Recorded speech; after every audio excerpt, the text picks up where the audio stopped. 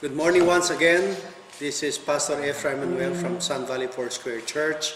We are continuing on our series Kingdom Rule, and we are now on part 18. This Kingdom Rule has really transformed my life, has given me a lot of encouragement, a lot of instruction, and today we are talking about treasure. Yes, treasure. Our attitude to treasure, to wealth. As an introduction, I saw the movie National Treasure. Who among you have seen? Yes, even the audience here.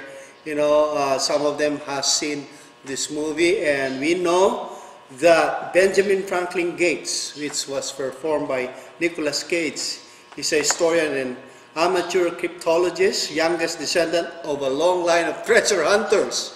That's his heritage. And they are looking for that national treasure because it's a big wealth. In fact, the whole family spent time in years in order to find the treasure and really have a keep of something that is really valuable. Of course, he doesn't want the U.S. government to know about it in that movie, because once they know it, they will have a hold on that. But in fact, it ends with Ben. The name of Benjamin Franklin Gates there as the main lead chose to accept from the U.S. government only 1% finder's fee for himself, and he still. And you know how much was that? $10 billion for 1% of that national treasure. For a $10 billion wealth, it's so much to spend in this lifetime. But you see, the attitude is very important. In fact, Ben has begun a romantic relationship there, a valuable relationship with Abigail, his partner in finding the treasure, and bought a mansion for themselves. What is our attitude towards treasure? That's the very important, instruction in Kingdom Rule. Matthew chapter 13, verse 44. Matthew chapter 13, verse 44 is a very, good verse, reference verse for treasures in the kingdom of heaven. Shall we read it, please? Excuse me. Verse 44. Again, the kingdom of heaven is like unto treasure hid in a field, the which when a man hath found, he hid it, and for joy thereof goeth and selleth all that he had, and buyeth that field. So he's saying, Jesus Christ is saying, the kingdom of heaven is like a treasure. It's hid perhaps in a big field, but no matter how big that field is, the finder can buy or must buy the big field, because the treasure in it is much costly, or costlier, we should say, than the cost of the field. Because if it is hidden, nobody knows. And if you buy the field, the treasure is also yours. The same with the kingdom of God.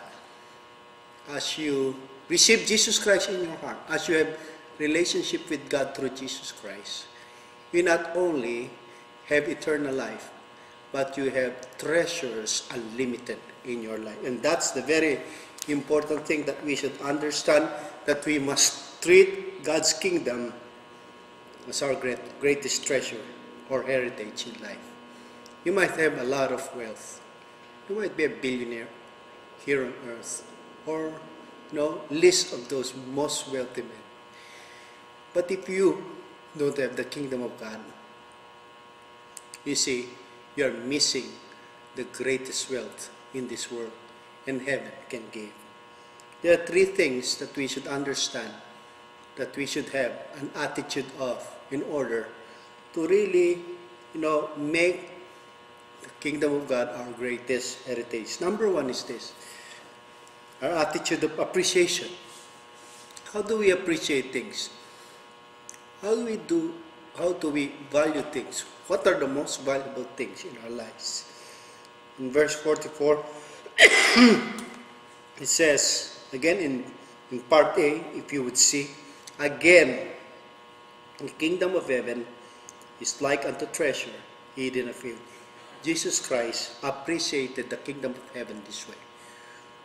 Jesus Christ was teaching them and his disciples that above your life, over and above all your wealth here on earth, there is a kingdom that is like a treasure hidden in a field. So, if there are losses in your life, if you don't find your own desires here on earth, maybe you will compromise in order to acquire these things in this world. Don't worry if you follow me, because this is the effect of it. You will forsake all things. I will tell you, you will receive the greatest find in your life. You will appreciate it. There must be an attitude of appreciation, that your attitude is the kingdom of God is the best commodity that you can have in your life. This is what the Bible says in Numbers 18:20. When the Lord was apportioning, lots or inheritance for every tribe, he says to Aaron in verse 20, chapter 18 of Numbers, and the Lord spake unto Aaron, thou shalt have no inheritance. Wow. He said, my tribe, the Levites, have no inheritance? How about the others? He might say that. But see, this is the statement of Yahweh. Thou shalt have no inheritance in their land, neither shalt thou have any part among them, among the tribes. I am thy part and thy inheritance among the children of Israel. Oh, God is saying, you must appreciate this, Aaron. For the tribe of Levites, I'm not only giving you a part of the land of Canaan, but I myself is your portion. I am your inheritance. I am the greatest find here. You may not have a part in those lands, but if you have me, you have everything. I and my kingdom is the greatest treasure that you can have.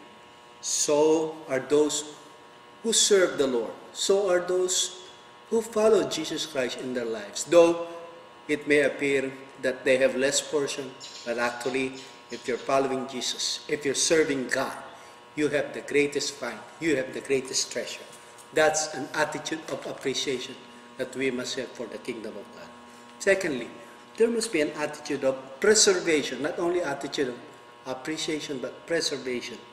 Verse 44b, in this text that we are studying in Matthew chapter 13, verse 44b, the second part, the which when a man hath found, he hid it, he preserved it, he keeps. Well, this is an attitude of or for the kingdom of God. When you find the kingdom of God, you preserve that in your life. You conserve it. You multiply it. You take care of the kingdom of God in your life so that you will keep it the rest of your life. And you will be an overcomer here on earth. Though the world will tempt you, will pose suggestions to exchange the kingdom of God, for this world's, goods or, enjoyment.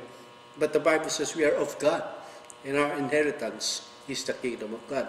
Genesis chapter 45, 4-5 says, this is Joseph's attitude.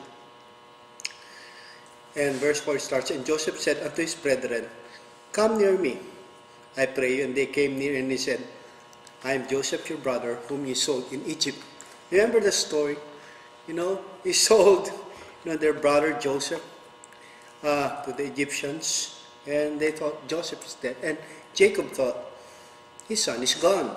But in verse 5, Joseph said in Genesis 45, now therefore, be not grieved, nor angry with yourselves that you sold me hither, for God did send me before you to preserve life.